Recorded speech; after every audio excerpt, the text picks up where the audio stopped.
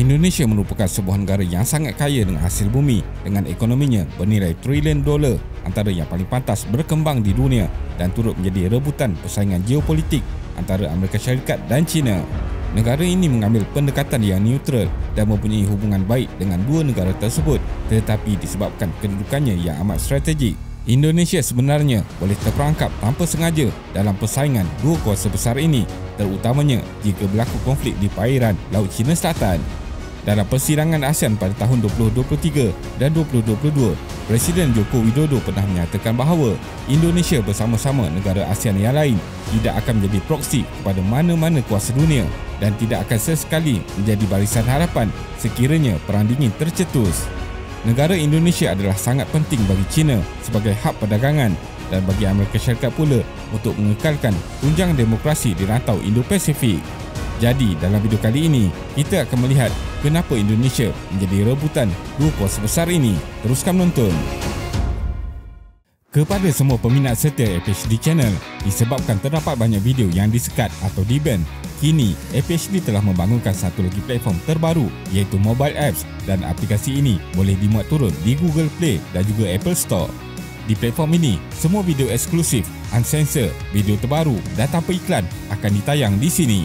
Jadi, kami mengharapkan sokongan daripada anda semua untuk muat turun mobile apps ini dan sertai membership APHD Channel sebagai tanda sokongan kepada kami.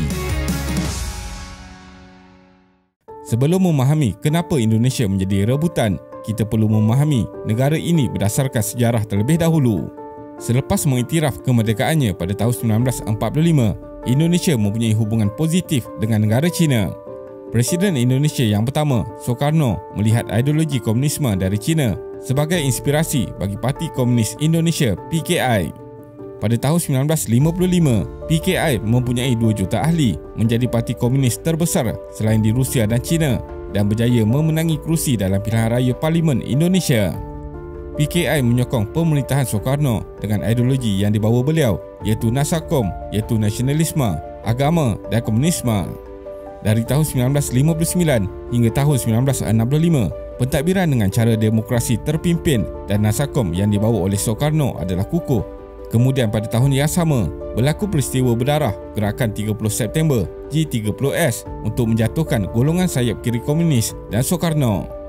Setelah berpuluh tahun peristiwa ini berlaku, terdapat banyak dokumen penting telah didedahkan yang membuktikan pembunuhan seramai 500,000 sehingga 1 juta orang ahli PKI dari tahun 1965 hingga 1966 yang dilakukan oleh tentera Indonesia yang pro Amerika Syarikat dan ahli politik sayap kanan. Amerika Syarikat telah campur tangan kerana mahu mengekang ideologi komunisme dari terus berkembang di Asia.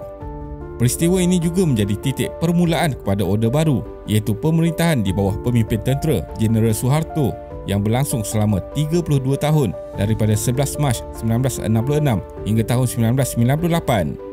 Pada waktu ini, terjadi banyak perubahan dalam politik dan ekonomi, akan tetapi masalah korupsi juga tidak dibendung.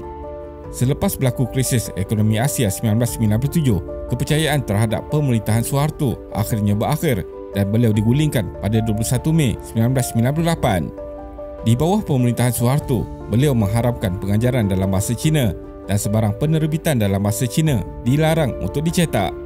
Kemudian semasa pemerintahan Presiden Abdul Rahman Wahid, kesemua larangan tersebut telah ditarik balik. Selepas itu, Presiden Megawati Soekarno Puteri dan Presiden Susilo Bambang Yudhoyono mula menyokong perubahan sosial dan politik dengan menyatakan sokongan terhadap rakyat Indonesia berketurunan Cina.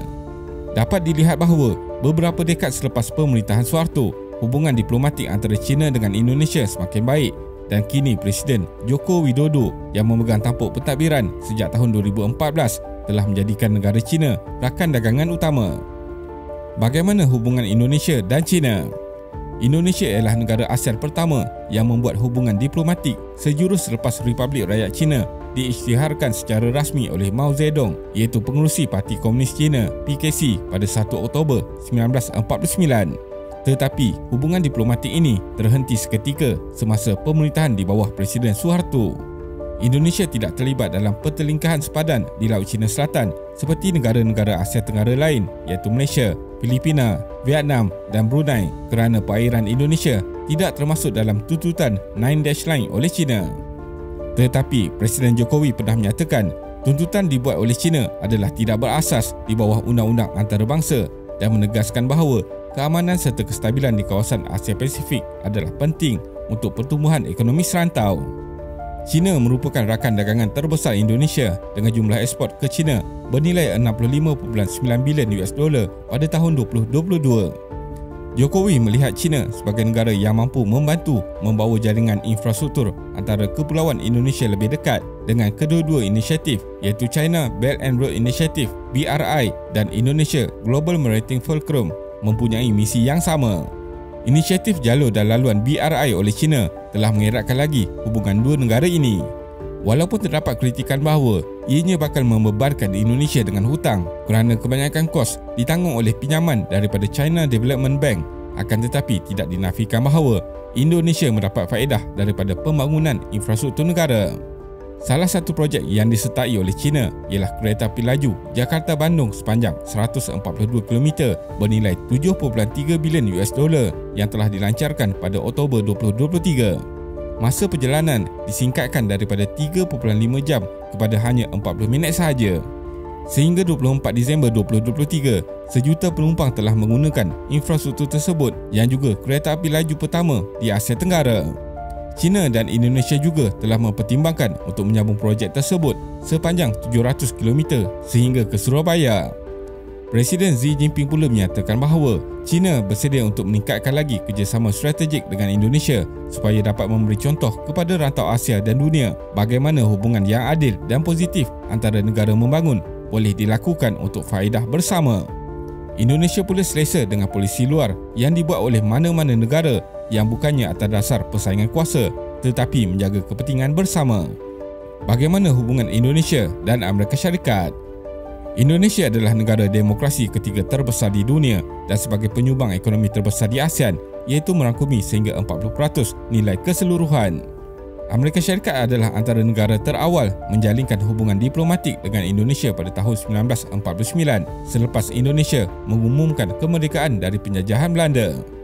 Amerika Syarikat telah membuka kedutaan di Jakarta pada 28 Disember 1949 dan kemudian kedutaan Indonesia dibuka di Amerika Syarikat pada 20 Februari 1950. Selepas proses demokrasi dan reformasi berlaku pada tahun 1998 dengan kejatuhan Presiden Suharto, ia telah kembali merapatkan hubungan Indonesia dan Amerika Syarikat. Pada Oktober 2015, setahun selepas menjadi Presiden, Jokowi mengadakan lawatan ke Washington dan kedua-dua negara bersetuju meluaskan kerjasama melalui perkongsian strategik. Ia membuka lebih banyak peluang dalam urusan dua hala di peringkat serantau dan global, termasuklah dalam sektor maritim, pertahanan, ekonomi dan tenaga. Indonesia mempunyai polisi luarnya yang tersendiri, yang aktif dan bebas, anti-imperialisme dan kolonialisme, iaitu berdiri sendiri tanpa terikat dengan mana-mana kuasa dunia. Sejak tahun 2002, Amerika Syarikat telah menyalurkan sekitar 6.2 bilion US dollar kepada Indonesia untuk digunakan bagi tujuan pembangunan, ekonomi, kesihatan dan bantuan kewangan. Ini termasuklah lebih 2 bilion US dollar untuk sektor pendidikan dan kesihatan dan 1.2 bilion US dollar untuk merangsang ekonomi. Presiden Biden juga telah menambah lagi 172 juta US dollar untuk program terkini melibatkan iklim dan tenaga hijau, pembangunan ekonomi dan kesihatan. Menjelang tahun 2020, hubungan Indonesia dan Amerika Syarikat semakin rapat bermula dan nilai ekspor Indonesia ke Amerika Syarikat pada tahun 2022 ialah 28.2 bilion US dollar. Kenapa China dan Amerika Syarikat perlukan Indonesia? Dengan potensi besar yang dimiliki Indonesia, tidak hairanlah negara ini menjadi tumpuan negara kuasa besar seperti China dan Amerika Syarikat. Indonesia menerima sebanyak 22 bilion US dollar pelaburan langsung asing FDI untuk tahun 2022 dengan China telah melabur sebanyak 8.2 bilion berbanding daripada Amerika Syarikat sebanyak 2 bilion. Sebenarnya, negara ini mempunyai status penting dalam persaingan geopolitik antara China dan Amerika Syarikat untuk mendominasi Asia. Indonesia mempunyai lebih 18,000 pulau dengan ribuan kilometer laluan laut penting yang boleh dijadikan lokasi pertahanan kedua-dua pihak jika konflik di Taiwan merebak. Dari segi nilai pelaburan pula, China membawa masuk berbilion dolar untuk membangunkan sektor pemprosesan nikel dan mempercepatkan pembangunan infrastruktur penting di Indonesia. Menurut Menteri di Indonesia, Perundingan pelaburan dengan China adalah lebih mudah berbanding Amerika Syarikat yang menyenaraikan pelbagai syarat untuk pelaburan. Presiden Jokowi mahukan Indonesia tidak bergantung kepada mana-mana kuasa, akan tetapi dapat dilihat bahawa China mempunyai hubungan rapat dengan Indonesia. Kebanyakan ahli perniagaan dan politik Indonesia percaya bahawa China adalah negara kuasa besar yang relevan ketika ini berbanding Amerika Syarikat yang semakin hilang pengaruhnya. Dengan mempunyai sumber alam yang penting dan banyak, kebanyakannya diekspor ke China. Perang Ukraine telah menyebabkan harga komoditi bahan bakar meningkat di seluruh dunia dan sejak itu nilai import China meningkat. Contohnya bagi arang batu dari Indonesia ialah sebanyak 67 juta tan bagi separuh tahun pertama 2022 yang bernilai 7.96 bilion. Dalam rangka kerja lawatan ke Asia Tenggara pada Disember 2021, Setiausaha Negara Amerika Syarikat Antony Blinken menyatakan rantau Indo-Pasifik bakal menentukan hala tuju global pada abad ke-21. Ini kerana kawasan ini mempunyai separuh dari populasi manusia seluruh dunia, berkembang dengan sangat pantas, mewakili 60% ekonomi dunia dan telah menyumbang 2/3 daripada pertumbuhan ekonomi dunia. Amerika Syarikat memandang hubungan China dan Indonesia adalah semata-mata bagi kepentingan ekonomi, manakala Amerika Syarikat menyatakan pihaknya mempunyai tujuan lebih mendalam seperti berkenaan demokrasi dan hak kemanusiaan. Tetapi seperti yang sedang berlaku ketika ini, ideologi demokrasi barat kini sudah lenyap bersama-sama Perang Gaza. Selain itu, hubungan ekonomi antara Indonesia dan Amerika Syarikat masih jauh kerana Amerika Syarikat tidak pernah menjadi antara 5 pelabur utama untuk Indonesia. Di bawah Presiden Jokowi, kepentingan luar Indonesia adalah untuk pelaburan dan pembangunan negara, bukannya faktor ideologi atau prestige. Kehadiran aset ketenteraan Amerika Syarikat di Indonesia boleh menjadi kelebihan berganda dalam isu perebutan Taiwan, akan tetapi ia sesekali tidak akan dipersetujui oleh Indonesia. Negara ini sebagai negara dengan penganut Islam paling ramai di dunia, melihat polisi luar Amerika Syarikat bukan sahaja ditujukan untuk rantau Asia, akan tetapi di semua negara Islam yang lain. Kesimpulannya, menurut World Economics, nilai sebenar ekonomi Indonesia adalah 41% lebih besar dari data-data yang ditunjukkan. Jika rentak yang baik diteruskan, ia mampu menyaingi Rusia dan Brazil untuk berada di kedudukan ke-6 ekonomi terbesar dunia menjelang 2027. Indonesia dengan polisinya bebas dan aktif mempunyai misi yang jelas, iaitu untuk meningkatkan pertumbuhan ekonomi dengan memanfaatkan kedua-dua negara Amerika Syarikat dan China dalam masa yang sama mengutamakan kepentingan dan kedaulatan negara. Situasi hari ini pula menunjukkan hubungan antara Indonesia dan China mempunyai manfaat bersama lebih besar untuk menjadikan Indonesia sebuah pemain ekonomi utama di peringkat global.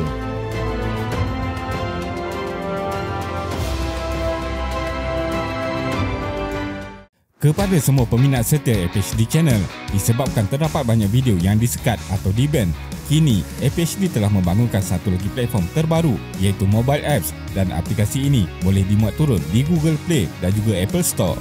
Di platform ini, semua video eksklusif, unsensor, video terbaru dan tanpa iklan akan ditayang di sini. Jadi, kami mengharapkan sokongan daripada anda semua untuk muat turun mobile apps ini dan sertai membership APHD Channel sebagai tanda sokongan kepada kami.